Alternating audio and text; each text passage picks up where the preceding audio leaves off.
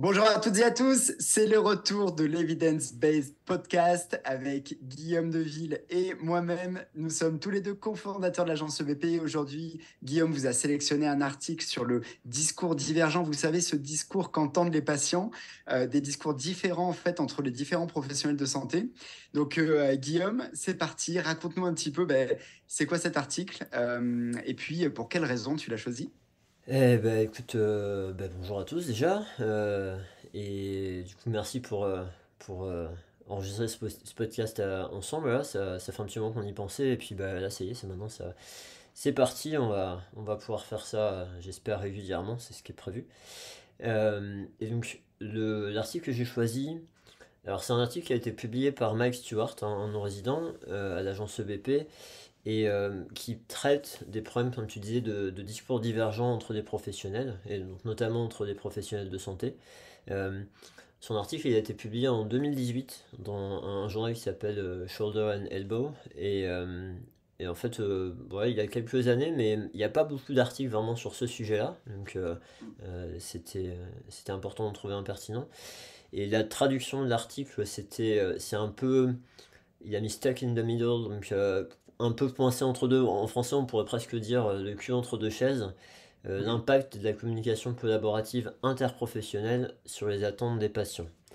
Voilà. Et si j'ai choisi cet article, c'est parce que dans les formations que j'anime, auxquelles je participe, etc., c'est vraiment un sujet qui revient tout le temps.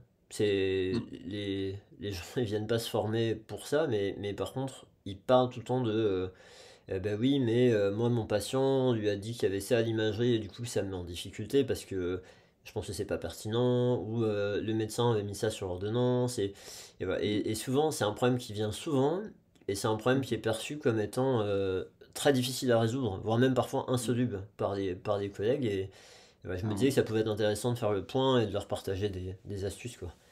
Ouais, c'est clair. Je pense que tout le monde va bien se reconnaître là dans la réception de ces discours-là au cabinet. Et puis voilà, comment les gérer, comment y répondre. Et puis, alors, dis-nous d'emblée, là, qu'est-ce que toi, tu as découvert dans cet article? Qu'est-ce qui t'a surpris particulièrement en lisant? Et puis surtout, hein, c'est l'intérêt de ce podcast, c'est comment est-ce que la science va guider notre pratique? Comment est-ce que les articles scientifiques guident notre pratique? Donc toi, ta découverte principale dans cet article, ça serait quoi, par exemple?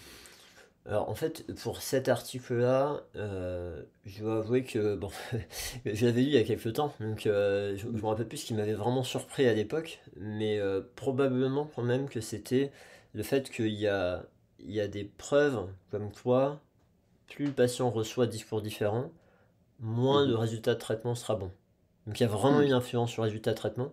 Donc c'est un truc qui est vérifié, et donc bah, ça augmente encore l'importance pour les patients d'arriver à mieux gérer ça en fait. Voilà. Ok, d'accord. Et de- quel autre type enfin, peux-tu nous donner un exemple de discours divergent clair, tu vois, que les gens reçoivent le plus fréquemment, tu penses, et qui est le plus délétère au résultat? Selon toi, tu penses que c'est quoi Alors qui j'aurais peut... j'aurais du mal à évaluer s'il y en a un qui est plus embêtant qu'un autre. Hmm. Maintenant, après, je sais que bah, c'est quelque chose que j'explore dans des formations bah, que je donne. Hmm. Hmm. Et récemment, j'avais fait justement un tour de table des Hmm. apprenants sur bah, allez-y, donnez-moi tous les exemples que vous avez. Et je t'avoue que j'ai fait une liste sur un paperboard, et Ouais. j'ai essayé de pas écrire trop gros, et quand je suis arrivé à remplir 2 pages, j'aurais dit bon bah ok merci. Mais Ouais. donc en fait il y en avait énormément, et, Hmm. euh, et ça allait de le médecin il a marqué ça sur l'ordonnance, voilà pourquoi vous ne le faites pas, oui, ben en fait, on m'a déjà fait ça avant, ça n'a pas marché. Bah oui, mais de toute façon, je suis trop vieux. Bah, de toute façon, avec Hmm. mon arthrose, le rhumatologue, il m'a dit qu'il fallait surtout pas que Hmm. je fasse d'exercice là en ce moment. Enfin voilà, Hmm. et même, il y a des. J'ai interrogé un peu des gens sur les réseaux, et pour Hmm. compléter ça. Et vraiment, il y a des exemples qui sont sortis qui sont assez fous, du style. un rhumato qui a dit à un patient, mais de toute façon, les kinés, faut pas les écouter, ils disent n'importe quoi. Oui, ouais, Donc, ouais, ça, ouais. il y a vraiment plein de choses, ouais. Ah, c'est intéressant, c'est vrai que nous on le voit souvent dans ce sens-là, hein, forcément ce discours, mais une fois j'ai eu une discussion sur les réseaux avec des médecins, et parfois eux aussi ont un discours de kiné qui va dire par exemple, oula mais vous avez le bassin déplacé, oula mais faut faire que du passif, etc. Donc coucou les médecins, rassurez-vous, on sait aussi qu'il y a du discours divergent aussi de la part des kinés, donc pas de souci là-dessus. Alors, dis-nous, toi, qu'est-ce que tu retiens de cet article pour ta pratique et en quoi cet article a changé quelque part, a fait évoluer ta pratique? Ben, en fait, je pense que ça a dû être une des choses qui m'ont amené à changer ma pratique dans le sens, ben, enfin ouais, il y a un certain nombre de personnes qui le savent déjà, mais le fait de bosser avec des médecins, vraiment bosser en collaboration, parce que finalement, cette histoire de discours divergent, euh, tu vois, quand j'ai analysé les retours que j'ai eus, j'ai essayé de faire des catégories. Alors bon, bah, il y a Mhm. plein de catégories, mais les deux grandes catégories principales de pourquoi ces discours divergents ils existent, c'est un, le fait que certains professionnels ont des connaissances qui ne sont pas à jour. Et quand toi, tu es à jour des connaissances, bah, finalement, forcément, tu vas pas avoir les mêmes choses à partager avec tes patients en termes de diagnostic, de pronostic, de proposition de traitement. Enfin, ça va pas coller. Et, euh, et après, le deuxième truc, c'est vraiment la méconnaissance du travail des autres professionnels. Tu vois, le fait de Oui. ne pas savoir en fait à quoi sert un kiné, à quoi sert. Enfin, et comme tu le dis, et merci de l'avoir précisé, ça va dans tous les sens. Là, en fait, nous, euh, moi j'ai sondé des kinés, on sait ce qu'on reçoit, mais clairement, tous les autres professionnels, tout ça, ça se mélange. Et tu vois, eh ben, un des médecins avec qui on donne les cours en entretien motivationnel, souvent quand on lui parle de ça, il nous dit, François, il nous dit, bah oui, et moi régulièrement j'ai un patient qui vient me voir en me disant mon kiné il m'a demandé de passer une IRM. Et Mm. alors, bon, alors quand j'appelle le kiné une fois sur deux, le kiné il a pas demandé, c'est juste le patient qui est inquiet et qui essaie de trouver un moyen d'avoir son IRM. Et puis autrement, bah oui, parfois c'est le cas, et la plupart du temps quand je demande au kiné, mais qu'est-ce que ça va changer à votre traitement? Le kiné, Mm. bah, il dit rien, et le médecin, bah, il dit, bah, écoutez, du coup, je vois pas l'intérêt de faire une imagerie. Donc, Ouais. effectivement, c'est des choses qui peuvent marcher dans les deux sens, ouais. Enfin, dans Mm. plein de directions. C'est clair que cette notion d'interdisciplinarité, je pense qu'on est tous bien conscients hein, de, peu importe notre profession, qu'on manque de connexion entre nous. On ne sait pas ce que font les uns les autres, on ne se rencontre pas, voire ou peu. Et c'est vrai que une vraie problématique, je trouve, dans le parcours de soins, en fait, des patients. Donc ça, en tout cas, bah, c'est quelque chose qu'on va essayer de mettre de plus en plus de l'avant à l'agence, la pluridisciplinarité, savoir qu'est-ce que font les uns les autres, faire des rencontres médecins, kinés, pluridisciplinaires. Euh, donc, euh, donc voilà. Donc pour revenir à cet article-là, euh, toi, qu'est-ce que tu aimerais transmettre là, à nos auditeurs, les gens qui nous écoutent, qu'est-ce que tu aimerais leur transmettre comme info vraiment pertinente à utiliser demain au CAB sur ce fameux discours divergent? Alors, je pense vraiment il y a des tips à avoir. Peut-être si tu veux bien donner quelques infos supplémentaires par rapport au contexte là, qui sont proposés dans l'article et qui vont compléter ce que tu as dit avant. Euh, Mhm. En fait, y a des choses, une espèce d'état des lieux de la situation. Tu vois, je pense que pour arriver à améliorer un problème, on est vraiment câblé, nous, à aller chercher des solutions. Dès qu'on a un problème, on va chercher des solutions. Et parfois, enfin voilà, c'est vraiment ce qu'il faut faire. Mais parfois, on prend pas assez le temps d'analyser le problème. Et donc, peut-être déjà de mieux comprendre le problème, certaines fois, fait qu'on trouve de meilleures solutions. Et Mhm. parfois, quand on met des solutions en place et que ça marche pas, ben, de retourner voir un peu le problème, ça peut aider à trouver des meilleures solutions. Et en fait, ce qui est proposé notamment par cet article, c'est que ces problèmes ils peuvent venir bah, des différences dans nos formations initiales, des différences dans nos formations continues. Et ça rejoint vachement ce que tu dis, c'est l'apprentissage pluripro. Donc le fait de prévoir en Mhm. formation initiale parfois des cours avec des professionnels deux, trois professions différentes qui font les mêmes cours.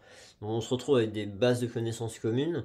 On se retrouve aussi à échanger, à se connaître, parce que parfois nous on voit qu'il y a des projets qui se mettent en place juste parce que c'était deux potes qui se sont connus avant et un kiné, un médecin et hop ça avance. Et aussi parce que à un moment donné ça ferait des échanges et on peut mieux savoir ce que l'autre professionnel fait. Et Ouais, ça, je pense que c'est vraiment un truc. Moi, les médecins avec qui je bosse, ils me mettent à disposition un bureau gracieusement parce que quand on a bossé ensemble, ils se sont rendus compte de ce que je pouvais apporter et ils en mm, avaient aucune idée.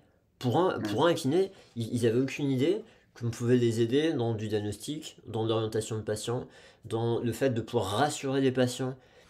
Ce qui m'a fait rentrer là-dedans au départ, c'était un projet en maison de santé et l'objectif c'était, je voyais les patients en one shot pour les aider à, par exemple, à prescrire moins d'imagerie ou à mieux orienter les patients. mm, Et le problème, c'est que comme eux, parfois, ils n'ont pas une formation suffisamment avancée sur certains examens cliniques en musculo-squelettique, et ben, mm, à un moment donné, ils savent que l'imagerie n'a pas d'intérêt, par exemple, parce que l'imagerie, c'est mhm. quand même une grosse source de discours divergent, et Ouais, donc ouais, elle n'a pas d'intérêt, mais à un moment donné, le patient, il a toujours mal, ils essaient de jouer à la montre, mais au bout d'un moment, ils n'ont plus d'arguments, en fait. Moi, c'est ça ouais, qu'il m'a ouais, dit au bien sûr, départ. bien sûr. Et j'aurais dit, bah Mm, écoute, moi, si tu veux, je peux t'aider, et le fait mm, d'avoir un examen plus précis, plus de confiance moi dans mon examen, et ben je pouvais mieux rassurer le patient en disant bah vous voyez ce qui est rassurant c'est que alors là je peux peut-être donner un premier truc quand il y a des imageries ouais, mais en fait ce qui est rassurant c'est que ce qu'on voit pour voir l'imagerie ou l'inquiétude qu'on peut avoir qui pourrait nous donner envie de passer une imagerie et ben quand vous faites tel mouvement on voit que ça se passe bien celui-là il vous pose des problèmes et en fait, par rapport à la structure qui nous inquiète, eh ben, ça serait mhm, complètement inverse. Donc on sait que si c'était cette structure-là, votre douleur elle ne se comporterait pas comme ça. Donc du coup, bah, on peut être confiant qu'il n'y a pas ouais, besoin d'aller faire une imagerie ou que ce qu'on voit à l'imagerie pour vous, bah, ouais. c'est pas ça le problème et il faut qu'on arrive à trouver. Ouais. Donc attends, prends un exemple pour les auditeurs là, parce que c'est vrai que le discours là peut paraître un petit peu peut-être théorique ou Ouais, si trop vous théorique. Ouais. écoutez le podcast en train de courir ou de faire la vaisselle, là vous avez peut-être décroché. Donc si tu, est-ce que tu aurais un exemple, genre, je sais pas, peut-être la Ouais, lombalgie typiquement ou tu vois ouais, ça quelque peut chose être la comme ça, lombalgie, ça peut être le premier qui me viendrait. Le ou sur premier qui me l'épaule. viendrait, ouais, là, c'était sur l'épaule. Enfin, même, tu vois, ouais, sur un tendon d'épaule, où Ouais, par exemple. la personne, elle se dit, bah mince, j'ai peut-être un tendon abîmé parce que je connais quelqu'un qui avait un tendon abîmé, ou bah, l'examen est fait. Et finalement, en faisant des mouvements, en voyant que bah, la douleur, on peut la changer par des techniques d'activation musculaire, ou en Mm, voyant que, je sais pas, rien qu'en faisant de l'isométrie, par exemple, on a un effet antalgique. mm, Et mhm, ben, on se dit, ok, en fait, la bonne nouvelle, là, c'est que quand on demande à votre tendon enfin pas de forcer, c'est pas le tendon qui force. Enfin, on fait forcer vos muscles et que ça met des contraintes sur votre ouais, tendon et donc, qu'on le dose bien, et ben ouais, finalement il vous fait moins mal et en ouais, plus vous arrivez à mieux bouger après. Donc ce qu'on mm, voit, c'est que le tendon, vous en avez assez pour pouvoir bouger mhm, et du coup c'est c'est pas ça le problème en fait. Il faut que vos muscles qui refonctionnent et votre bras il va fonctionner. Et réparer le tendon, ça va pas être utile pour vous. Donc ça, c'est rassurant. Qu'est-ce que mm, vous en pensez? Donc, toujours vraiment cette histoire de... mm, Alors voilà, dans l'outil purement technique, ça va être l'histoire en entretien motivationnel, ce qu'on utilise, c'est le DDPD. Donc demander, demander, partager, demander. D'abord, on va demander ce que la personne sait de son problème, ce qu'il comprend de son problème, ouais.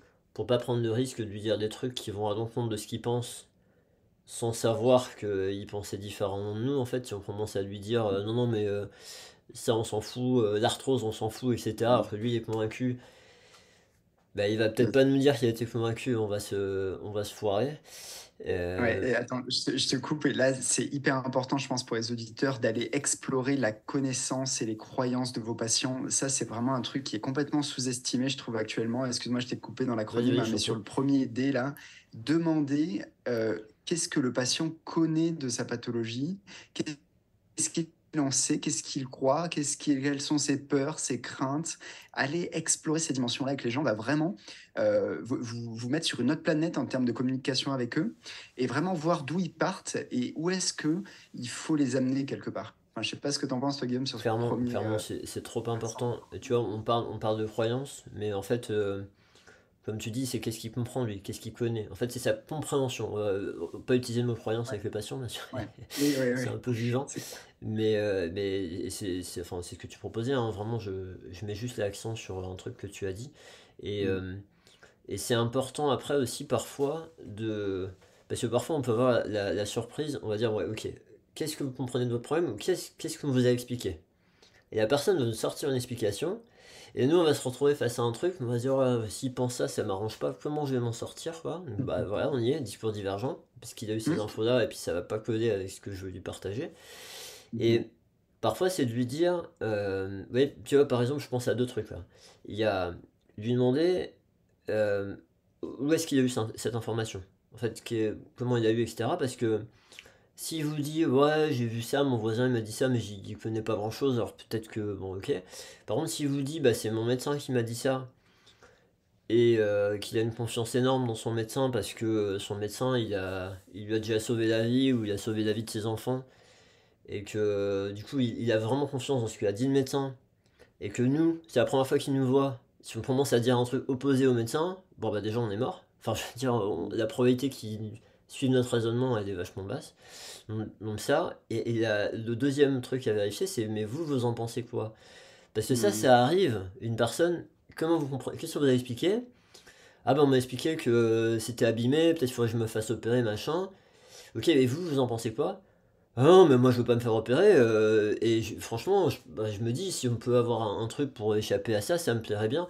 Et là, d'un coup, paf, on se sent mieux, quoi. On se dit, ok. Ouais, Et en fait, on c'est évite d'aller batailler contre un truc où le patient, il était déjà avec nous, en fait. Donc mhm. clarifier ça, ça peut être vachement utile, ouais. Exactement. Des fois, tu te bats contre quelque chose exactement, alors que le patient, il n'y avait pas besoin de lutter, et c'est presque parfois contre-productif, je trouve. Ah Presque parfois un peu. bah, oui. Ça fait partie aussi des intérêts de ces premières questions, c'est que, en fait, le Ouais, patient, ce qu'il va nous donner comme info, ouais, ça va nous éviter de lui redire. Parce que si on lui ouais, parle pendant 5 minutes d'un truc qu'il sait déjà, ça va te ça. saouler. Ah ouais, Et, clairement.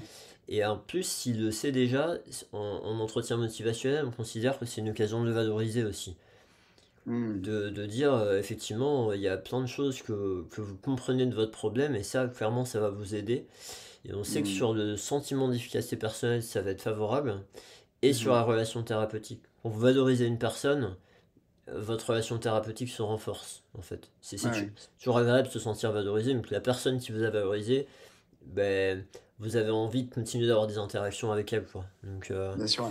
Mhm. Donc du coup, Et ouais, justement, juste avec cette petite question-là, on peut avoir plein de choses intéressantes, ouais. ouais, c'est clair, c'est hyper puissant, je trouve. Et puis, plus globalement, Guillaume, est-ce que tu penses pas que la communication avec les patients, c'est probablement le truc le plus sous-estimé actuellement dans le soin, même dans l'approche thérapeutique? Qu'est-ce que tu en penses, toi, au final? Parce que tu formes là-dessus, tu as publié des articles, etc. Euh, Est-ce que toi, enfin, parce que moi, ma perception, c'est quand même que on est sous-éduqué en tant que professionnel de santé, d'un point de vue communication, mais même interprofessionnel déjà, ne serait-ce qu'entre nous. Ça, c'est déjà un premier problème. Mais ensuite, face à des patients, et puis encore plus, j'ai envie de dire, face à des patients douloureux chroniques. Ouais. Donc, et puis moi, dans mon expérience, ça a été un levier incroyable voilà, d'aborder. Je suis loin d'être un expert, hein, mais voilà, j'ai un petit peu de connaissances sur tout ce qui est entretien motivationnel, évidemment, etc. Je trouve que ça a été un des leviers les plus importants dans ma pratique. Toi, c'est quoi ton appréciation après quelques années comme ça de pratique déjà, et puis d'enseignement? Moi, j'ai un biais dans le sens où les gens que je vois en formation, la plupart du temps, ils viennent pour ça. Donc, ils Ouais, sont intéressés par ça. ouais, Maintenant, je me rappelle d'une apprenante sur un cours à Bordeaux, à la fin des 3 premiers jours là, du premier niveau, d'entretien motivationnel. On fait un tour de salle, on demande aux gens bah, qu'est-ce que vous avez envie de retenir en fait de ces 3 jours. Et je me rappelle de cette apprenante qui nous avait dit bah, en fait, moi je suis vraiment surprise du fait que bah, on a l'habitude d'aller chercher plus de connaissances. parce qu'on est formé à apprendre les connaissances et on se dit que, quand je parle de connaissances, c'est sur du raisonnement clinique en fait, et, et on se dit, on apprend beaucoup ça, donc quand on se sent en difficulté, on se dit c'est peut-être parce que j'en sais pas assez. Et là, ce qu'elle a dit, c'est que en fait, elle avait réalisé que ce qu'elle venait d'apprendre, ça allait lui faire gagner beaucoup plus et beaucoup plus optimiser les connaissances qu'elle avait déjà, plutôt que d'en Ouais. avoir rajouté en fait, que si elle en avait rajouté. Et voilà, donc, du coup, cette histoire-là, comme tu dis, je pense, on est tellement, on manque tellement d'outils pour la plupart du temps à ce niveau-là qu'on a une marge de progression énorme. Et après, c'est fou à quel point ça facilite la vie. Je me Mm. rappelle, bah, tu vois, justement, tu vois, le Mike Stewart, il avait fait un cours en Angoulême il y a un an maintenant. Et bon, je l'ai vu à la maison, tout ça. Et je m'étais planté parce que, je- en fait, il arrivait plus tôt que ce que je pensais. Et j'avais oublié d'annuler ma journée de consultation au cabinet. Donc j'ai fait ma matinée de consulte, j'ai réussi à enlever mon après-midi. Et je l'ai Ouais. rejoint le midi pour manger. Et tu vois, il me Ouais. dit, bah tiens, comment ça s'est passé ta matinée? Je dis, bah franchement, non, c'était cool. Franchement, ça s'est bien passé. Je me suis pas senti trop en galère, enfin, très bien. Et puis après, on Mhm. a parlé des patients que j'ai eus. Mhm. Et en fait, j'ai eu des patients, mais des trucs pas possibles. Je lui dis, mais tu vois, c'était super intéressant ça. Et des trucs. Et sur le moment, je me suis dit, mais attends, mais ça, il y a quelques années, mais Mm. j'aurais été épuisé, quoi. Je serais sorti de la Ouais. matinée, mais explosé à pas savoir quoi faire, Effectivement. etc. Et là, ma Mhm. première réponse, ça a été, ah bah non, c'est plutôt bien passé. Et ça m'a mis une claque. Je me suis dit, tu vois, autant, bah Mm. bien sûr, je donne des formations, j'espère que j'ai des compétences, mais quelque part, t'as toujours le syndrome de l'imposteur qui te retient un peu. Et Mhm. là, je me suis dit, bah mince, en fait, c'est. Ouais, je pense que j'ai progressé. Enfin, j'ai. Parce que Ouais. je te promets, j'avais des histoires avec ces patients-là, c'était incroyable, quoi, ces trucs. Ouais.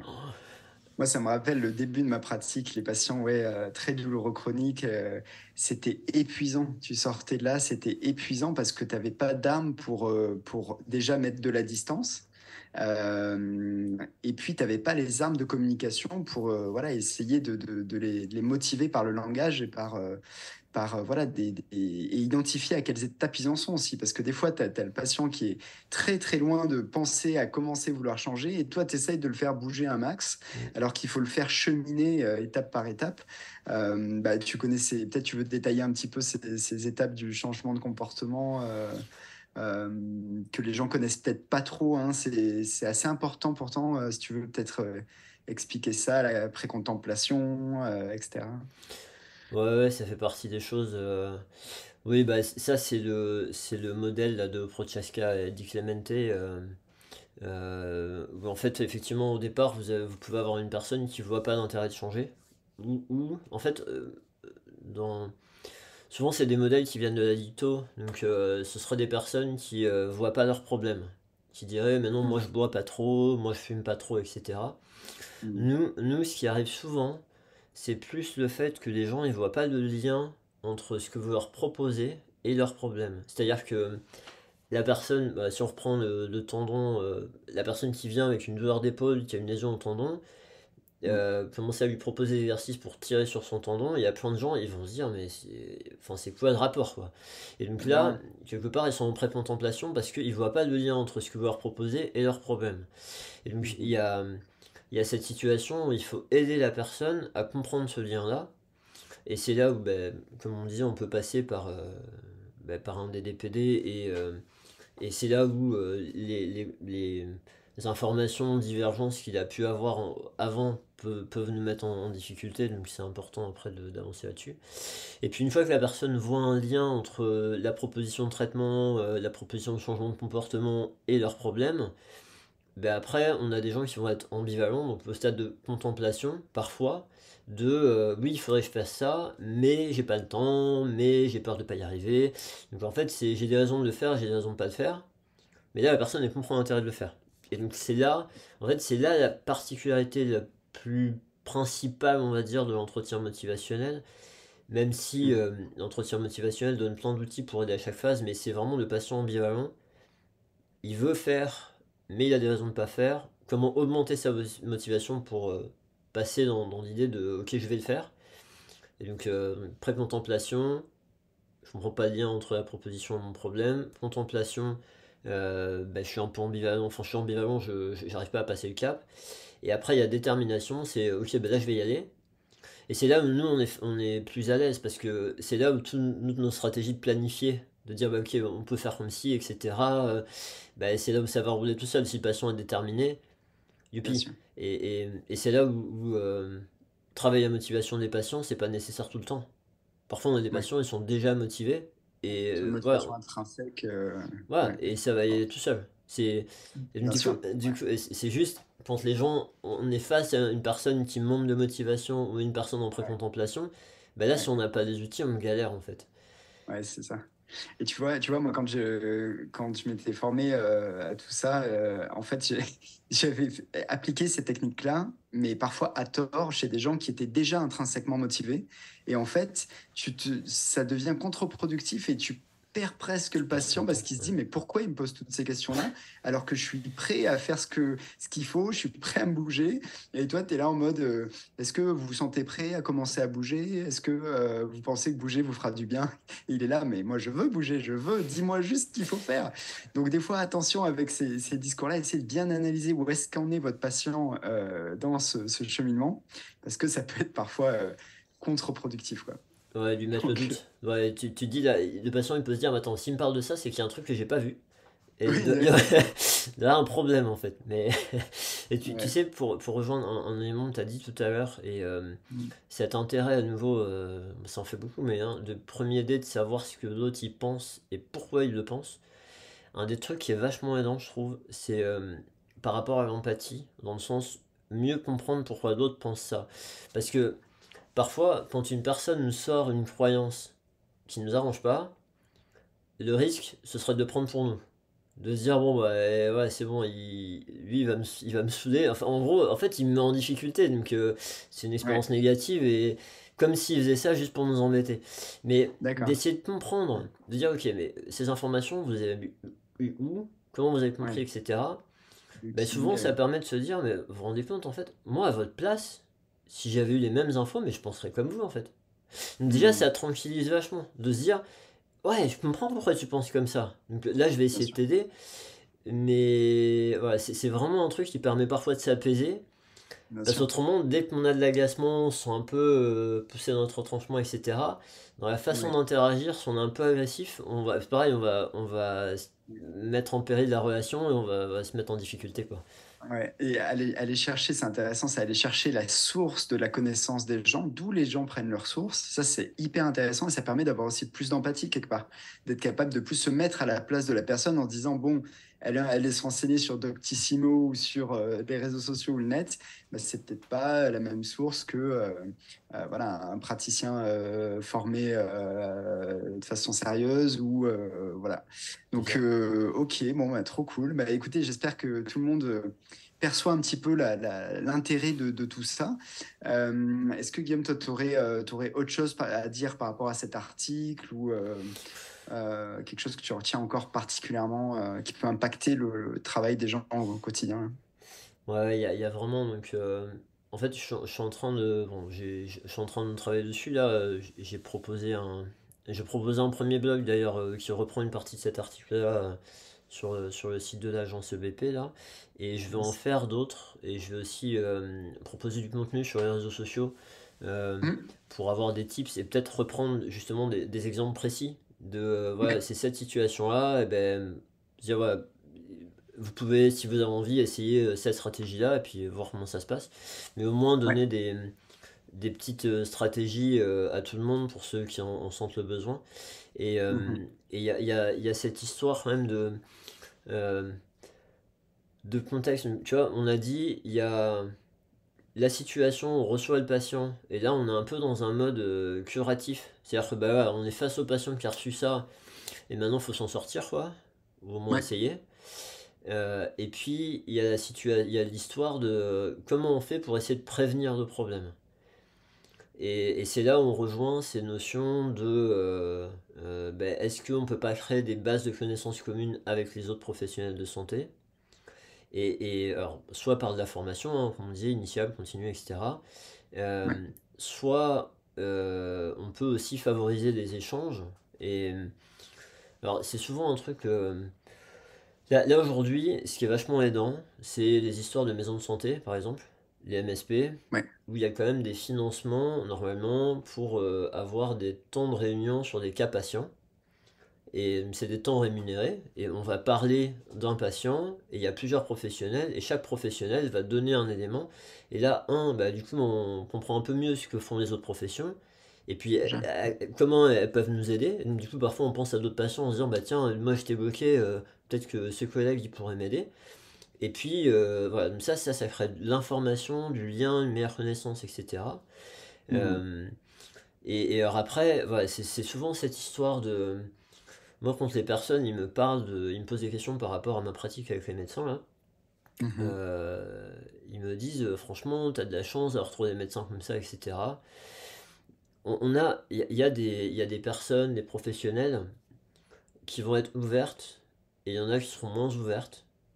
Mhm. Et moi, si j'ai un conseil à donner par rapport à ça, c'est de pas perdre de temps avec les gens qui sont pas ouverts, quoi. En fait, parce que parfois, enfin, le problème c'est que parfois c'est tellement frustrant. Si vous prenez votre téléphone, vous dites là, il y a une pathologie sérieuse, sévère, Mhm. potentielle chez ce patient-là. Il faut que Mhm. j'appelle le médecin pour l'informer parce qu'il y a besoin de faire des examens. Voilà, là je suis inquiet quoi. Et vous avez affaire à un médecin qui vous renvoie, qui botte en touche, qui dit ouais non mais c'est bon, c'est pas ça, laisse-moi. Enfin, il va pas dire ça comme ça, mais, en Mhm. gros, mais ça faisait partie des exemples, hein. Un des exemples qu'on m'avait donné sur les réseaux sociaux, c'était une personne qui venait pour une sciatique, alors qu'en fait, il avait une colication vasculaire. Et donc la personne a appelé le médecin, lui a signalé, le médecin n'a pas voulu en tenir compte. Et en Oh. fait, il a dû dire au patient de trouver un autre médecin qui, lui, a accepté de lui faire un examen et qui a démontré la claudication vasculaire. Mais c'est vachement compliqué pour le soignant d'essayer Ouais. d'aller orienter, enfin de dire faut vous trouver un autre médecin. On est Mhm. souvent dans des situations où on veut pas discréditer les autres professionnels parce que on sait que si on discrédite le médecin traitant, et du coup le patient il a plus confiance dans son médecin traitant, bah, c'est vraiment pas rendre service au Mhm. patient. Mais donc, il y a vraiment des choses qui Ouais. sont compliquées. Et en fait, bon, ce que je Ouais. voulais dire, c'est que on peut avoir des histoires de. On a essayé avec certains professionnels et la porte était fermée. Et je Ouais. pense qu'il y a certaines personnes, du coup, ça les bloque. Et ils se disent, bah non, mais je veux plus Mhm. faire ça tellement ils ont été déçus. Ouais. Moi, j'aurais tendance à. Enfin, ce que je propose aux gens, c'est de dire écoute, si vraiment t'as d'autres situations, essaye encore. Insiste pas Mhm. quand ça passe pas. Perds pas ton énergie. Mais par Ouais. contre, le jour où tu trouves une personne ouverte, n'hésite pas à y aller parce que c'est tellement plus pratique. Enfin, c'est tellement plus facile. Moi, les patients, je les vois dans les cabinets de leurs médecins. Et les patients, bah, cette semaine, j'ai une dame encore qui m'a dit le fait que je sais que vous bossez ensemble, etc., ça facilite les choses. Moi, ça me facilite les choses à un point. C'est génial, quoi. Pour les patients, pour nous, c'est. Voilà, donc, vraiment favoriser ça quand c'est possible. Il y a des opportunités maintenant et pas perdre son énergie dans des batailles perdues d'avance, en fait. Ouais, et puis moi j'attire l'attention de tout le monde aussi sur faire attention aussi, tu sais, au discours patient qui peut avoir, tu sais, entre ce que le patient entend, ce qu'il retient, ce qu'il va restituer. Parfois, on a l'impression que le médecin lui a dit n'importe quoi, alors qu'en fait le médecin lui avait très très bien dit les choses. Et le patient, ben, entre le temps où il a vu le médecin et qu'il arrive, ben, en fait ça a complètement changé. Et puis là, c'est un peu la cata, quoi. Ouais. Donc, donc voilà, Vachement bien vous important, ça. mettre en... Comment? Excuse-moi, ouais, non, ça c'est vachement important parce que, effectivement, Ouais. parfois le patient il se rappelle plus et on a tendance à se dire, ouais, mais qu'est-ce qu'il lui a dit? Et puis, du coup, à juger, en fait, l'autre Bien sûr. professionnel. Alors que parfois, effectivement, bah, alors, on peut se dire que c'est notre responsabilité que de vérifier avec quoi le patient il repart. Bon, et donc ça peut être un peu. Ça, dans le DDPD, c'est le dernier D. C'est Ouais. qu'est-ce que vous voulez en faire, ou qu'est-ce que vous en pensez, qui va nous donner une idée de ce qu'il a compris aussi, en fait. Ouais. Mais, mais ce qu'il y a, c'est que faut être honnête, parfois on n'a pas le temps. Enfin, parfois la Mhm. consultation elle est passée, et puis on ne va pas utiliser tous les outils qu'on connaît dans toutes nos consultations, ça c'est illusoire. Donc, bon, certaines fois, on n'y pense pas parce qu'on ne pense pas que c'est important pour ce patient-là, et ça passera à travers.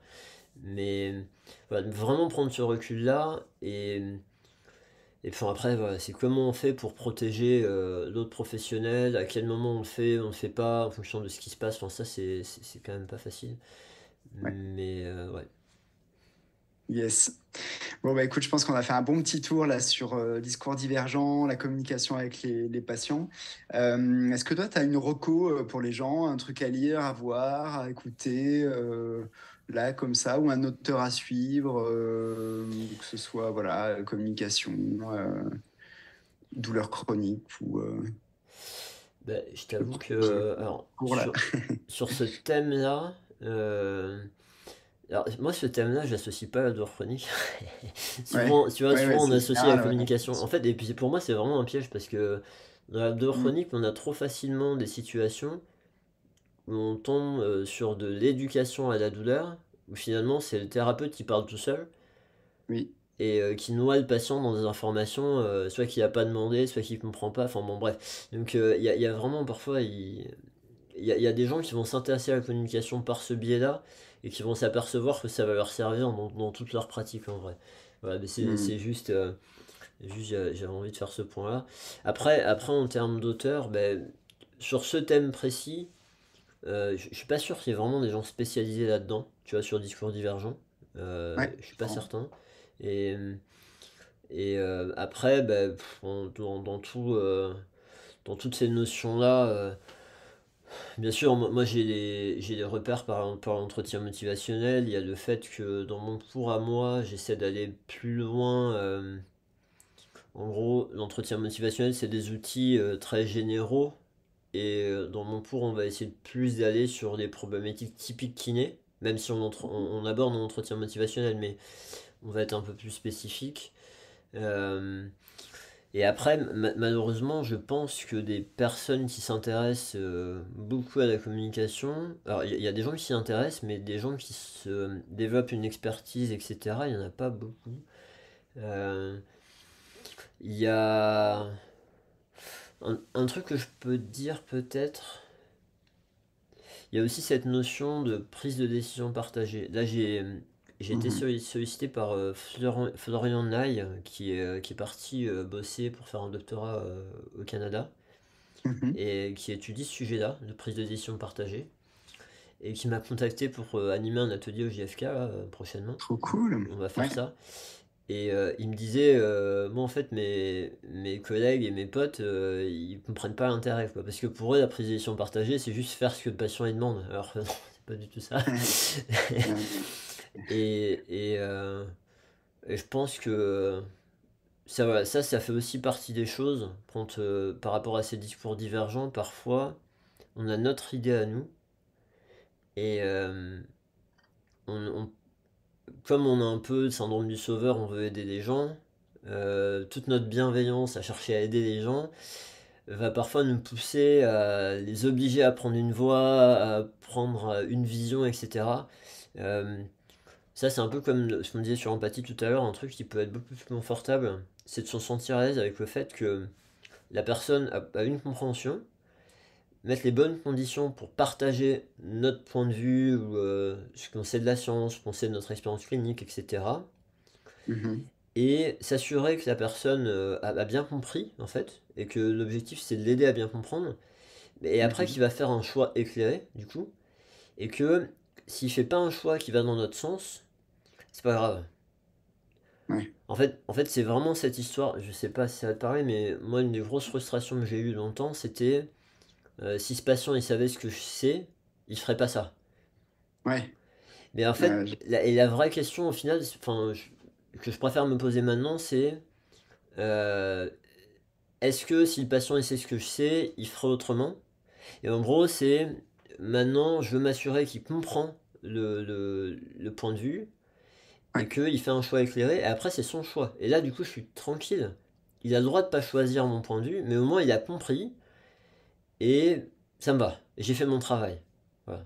Mhm. Et même si je suis persuadé qu'il aurait fallu faire autrement, c'est pas grave. Après, c'est plus mon rôle, c'est sa vie, et voilà. Donc ça, et voilà, donc, par rapport à la prise de décision partagée, c'est un truc qui est assez important aussi. Voilà, donc je suis désolé, j'ai pas répondu de façon très précise à ta question Tu parce laisses les que gens j'ai sur leur faim, là, bah, c'est pas pas de grave, ce sera meilleure réponse. Ouais, ouais, j'ai pas de meilleure un réponse, prochain, mais un prochain podcast. Bon, bah écoute, en tout cas, merci Guillaume pour cette interaction-là. On n'a pas fait aussi long que d'habitude, mais je pense que les gens auront eu suffisamment pour pratiquer au cabinet et implémenter ces petits tips-là. Donc voilà, peut-être un petit mot de la fin, si tu veux. bah non, écoute, merci à toi, hein, je suis content de pouvoir relancer le podcast pour refaire des épisodes, etc. Là, en fait, une des difficultés que j'ai eues à une période, c'était de trouver des personnes pour interagir avec moi. Ouais, Et parce qu'il y a plein de gens dans notre métier qui se sentent pas légitimes pour parler, et ce qui est un peu dramatique, je trouve, mais parce qu'il y a plein de gens compétents, super intéressants, etc. Mais enfin, bon, bref. Mm. Et donc là, on a trouvé déjà le temps d'en Mm. faire un tous les deux et qu'on y pensait depuis Déjà, longtemps, et probablement la formule de faire ça ensemble, comme ça on est sûr qu'on va pouvoir avoir une certaine régularité, donc j'espère qu'on va pouvoir arriver à faire ça. Et ouais. puis bah, j'ai hâte qu'on inverse les rôles pour une prochaine fois, en fait, voilà. Oui, prochaine fois, ce sera mon tour. Je vais choisir un article que j'ai trouvé super pertinent et puis qui a impacté ma pratique. Donc écoute, merci en tout cas de tout ça. Et puis pour celles et ceux qui ne sont pas encore inscrits à la newsletter de l'agence, on vous invite vivement à vous inscrire sur le site de l'agence, onglet contenu gratuit, newsletter. C'est une newsletter qui arrive 2 fois par mois dans votre boîte mail. Bien entendu, c'est complètement gratuit. Vous avez énormément de valeur là-dedans où on vous détaille de façon succincte des articles. Et voilà, on va en choisir quelques-uns de temps en temps pour en parler longuement sur ce podcast. Voilà, en tout cas, merci de nous suivre. Et puis, ben, on se retrouve sur nos réseaux sociaux, en formation ou en e-learning. Merci Guillaume. Merci à toi, salut Fabio. Bye bye.